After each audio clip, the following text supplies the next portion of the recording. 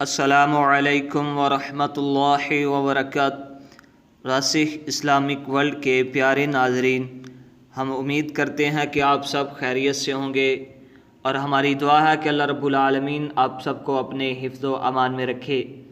تو ناظرین، نیند جو ہے وہ موت کی بہن ہے، یعنی جب ایک انسان سو جاتا ہے ایسے ہی جیسے کہ وہ فوت ہو گیا، اس کو دنیا کا کچھ پتہ نہیں رہتا۔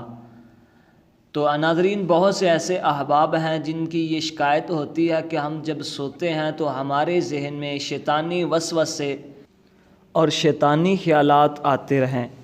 تو پیارے ناظرین، آج ہم آپ کو ایک ایسی آیت بتاتے ہیں، اگر آپ اس آیت کو پڑھیں گے تو انشاءاللہ شیطان کے شر سے بھی محفوظ رہیں گے اور برے خیالات اور ڈراؤنے خوابوں سے بھی آپ محفوظ رہیں گے۔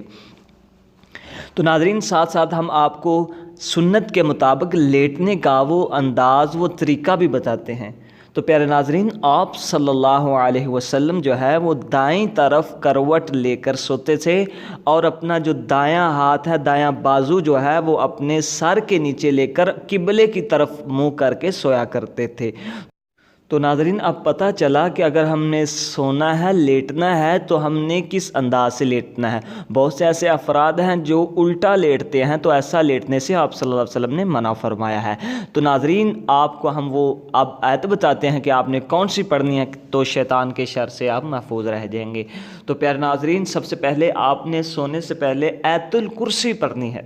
یعنی جب آپ آیت الکرسی پڑھیں گے، اس کے پڑھنے سے فائدہ یہ ہوگا کہ اللہ کی طرف سے ایک فرشتہ آسمان سے نازل ہوگا اور تمہاری چارپائی کے قریب کھڑا رہے گا، تو ساری رات شیطان کو آپ کے قریب نہیں آنے دے گا۔ تو دوسری دعا ہے، آپ نے یہ پڑھنا ہے، اللہم بسمک اموت و احیا۔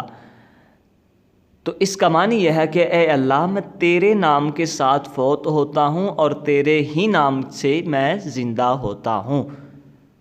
تو پیارے ناظرین، اگر آپ چاہتے ہو کہ آپ شیطانی وسوسوں، شیطانی خیالات، برے ڈراؤنے خواب سے محفوظ رہیں، شیطان کے شر سے محفوظ رہیں، تو آپ نے دو کام کرنے ہیں۔ ایک آیت الکرسی پڑھنی ہے، اور دوسری یہ دعا پڑھنی ہے، اللہم بسمک اموت و احیا۔